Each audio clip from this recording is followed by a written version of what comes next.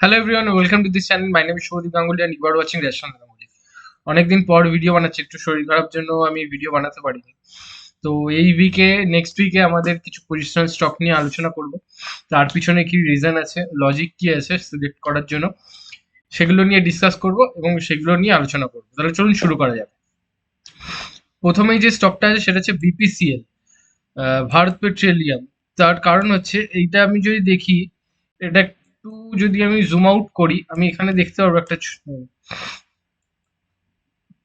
Zoom out যদি করি দেখব এখানে অনেক বছর ধরে একটা কনসলিডেশন পিরিয়ড চলছে, মানে এই 550 টু 280 এই জোনটা একটা আপ টু 2016 থেকে এখানে একটা কনসলিডেশন পিরিয়ড চলছে এখানে। এবার এটা উইকলি চার্ট।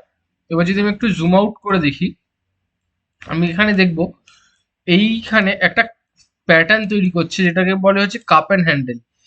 এইখান থেকে এখানে একটা সুন্দর কাপ অ্যান্ড হ্যান্ডেল ফরমেশন তৈরি করছে। তো এই এই প্যাটার্নটার জন্যই অ্যাকচুয়ালি এই স্টকটা সিলেক্ট করা। তো এইটার জন্যই এই স্টকটা আমরা সিলেক্ট করেছি। তো এইখানে আমরা কোথায় এন্ট্রি নিতে পারি, কোথায় কি পজিশন হবে সেটা নিয়ে একটু আলোচনা যদি করি, তাহলে আমরা দেখবো। এক মিনিট, ডেট 23/1/2024। ওকে, এন্ট্রি এন্ট্রি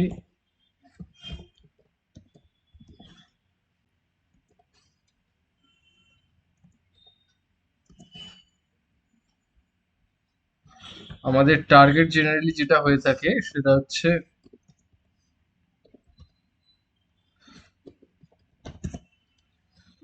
1:2, আমাদের যেটা টার্গেট থাকে। ওকে, আমরা এন্ট্রি কোথায় নিতে পারি? এই স্টক, এই যে cup and handle pattern formation হচ্ছে, এটার এন্ট্রি আমরা কোথায় নিতে পারি? আমরা যদি দেখি, এইখানে একটা এন্ট্রি হতে পারে এই এই হাই ক্রস করলে। এখানে এন্ট্রি নিলে আমাদের একটা ছোট স্টপ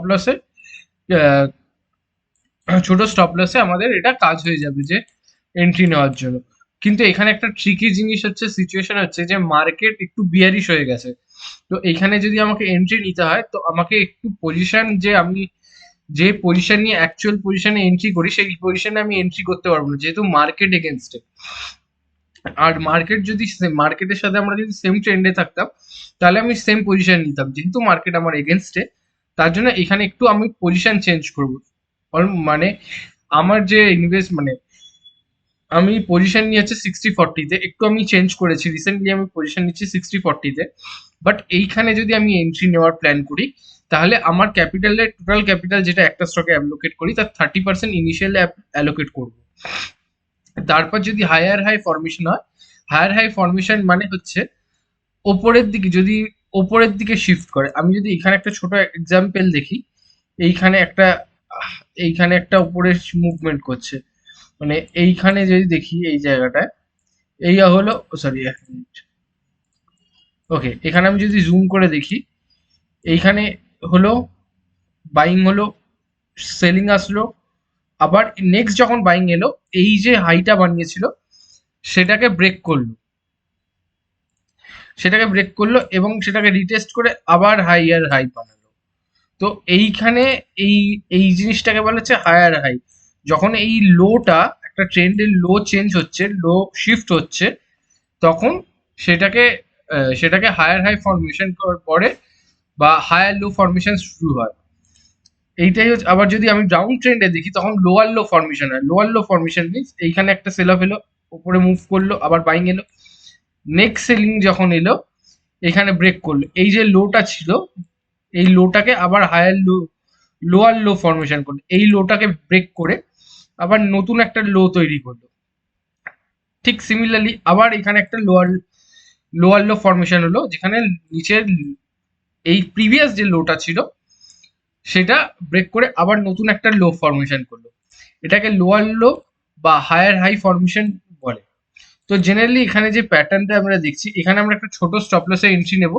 আর প্ল্যানিং হচ্ছে এখানে এন্ট্রি নেওয়ার যে আমার যে আমি ইনিশিয়াল যে ক্যাপিটাল অ্যালোকেট করি, বাট সেটা একটু চেঞ্জ হবে যেহেতু মার্কেটের ট্রেন্ডের এগেনস্টে আমরা ট্রেড করছি। তো এখানে আমাদের ক্যাপিটাল অ্যালোকেট হবে 30%, যেটা আমি মানে এটা ব্যক্তিগতভাবে আমি যদি করি, আমি এখানে 30% ক্যাপিটাল অ্যালোকেট করবো। তো এইখানে আমাদের এন্ট্রি যদি আমি দেখি, এইখানে আমাদের এন্ট্রি হবে এই হাইটা ক্রস করলে, মানে হচ্ছে 490 490 যদি ক্রস করে, এখানে 490 যদি ক্রস করে আমি তখন আমি এন্ট্রি নিতে পারবো।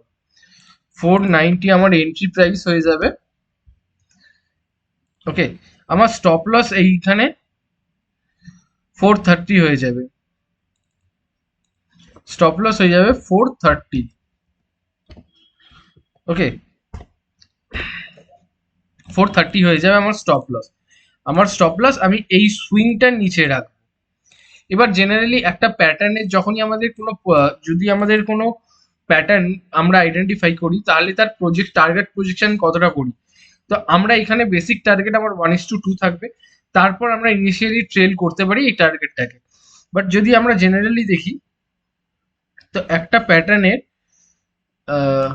ওকে,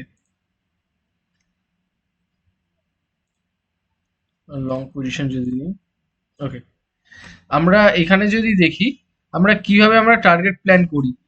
জেনারেলি আমার যদি 490-তে আমার এন্ট্রি হয়, তো আমার এইখানে স্টপ লস থাকবে, আর আমার টার্গেট মিনিমাম 1:2, মিনিমাম টার্গেট আমার এখানে 600 প্লাস হওয়ার কথা। কিন্তু এইটা আমার মিনিমাম টার্গেট হবে, কিন্তু যদি আমরা একটা কোনো যখন প্যাটার্নের ফরমেশন বা প্যাটার্ন ব্রেকআউট দিয়ে যদি ট্রেড মুভ করে, তখন আমরা যেটা জেনারেলি প্ল্যান করে থাকি সেটা হচ্ছে এইখান থেকে এই যে জোনটা আছে এইখান থেকে 1:1-এ আমরা ট্রেড প্ল্যান করে থাকি।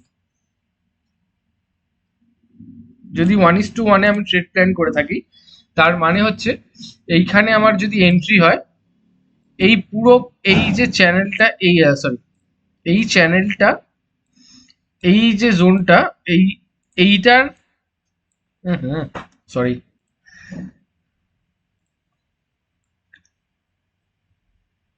এই যে চ্যানেলটার মধ্যিখানে আছে ট্রেড করছিল, এই চ্যানেলটার যে যে ডেপথটা হবে, যে সাইজটা হবে, মিনস এখানে 490 টু 200 পয়েন্টসের যদি আমি এখানে দেখি, এই সেম 200 পয়েন্টস আমি আপওয়ার্ডস প্রজেক্ট করে নেব।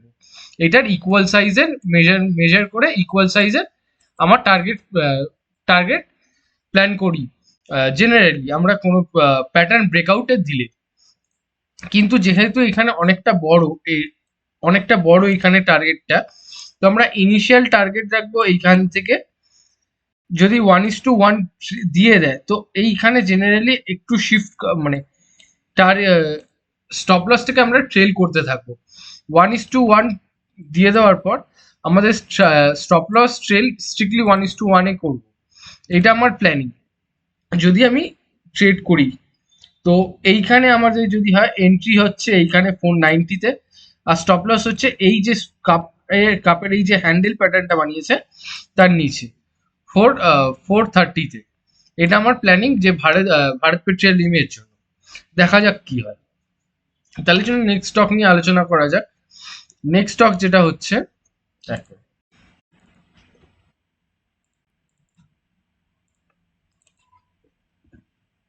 ওকে, নেক্সট স্টক যদি দেখি আমি, নেক্সট স্টক হচ্ছে গ্রাসিম। কেন গ্রাসিম? গ্রাসিম একটু ইন্টারেস্টিং স্টেজে আছে। যদি আমি মান্থলি ক্যান্ডেলও দেখি একটা স্ট্রং আপমুভে এই স্টক গ্রাসিম ট্রেড করছে। এখানে যদি দেখি আমি একটা খুব সুন্দর স্ট্রং আপমুভ নিয়ে ট্রেন্ড মানে গ্রাসিম মুভ করছে। তো এখানে যদি আমরা এন্ট্রি প্ল্যান করি, আর কেন আমি এন্ট্রি প্ল্যান করছি যদি দেখি, এইখানে মার্কেট অনেক এক মিনিট, ওকে, এই জোনটায় মার্কেট অনেকদিন ধরে ট্রেড করেছে এই জোনটায়। তারপর এইখান থেকে যদি দেখি, এখান থেকে higher high, higher high, higher high, higher high করে এখানে একটা ব্রেকআউট দিয়েছে। এই এই যে কনসলিডেশনের জোনটা ছিল মার্কেটে, এখান থেকে একটা ব্রেকআউট দিয়ে রিটেস্ট করেছে এই জোনটা, রিটেস্ট করে আবার ব্রেকআউট দিয়েছে, এখানে আবার হায়ার হাই একটা ফর্মেশন করেছে। কিন্তু যদি আমি এখানে উইকলি বেসিসে যেহেতু দেখছি একটা স্ট্রং আপ মুভ বা ডাউনওয়ার্ড ট্রেন্ড রিভার্সাল হওয়ার চান্সেস আছে।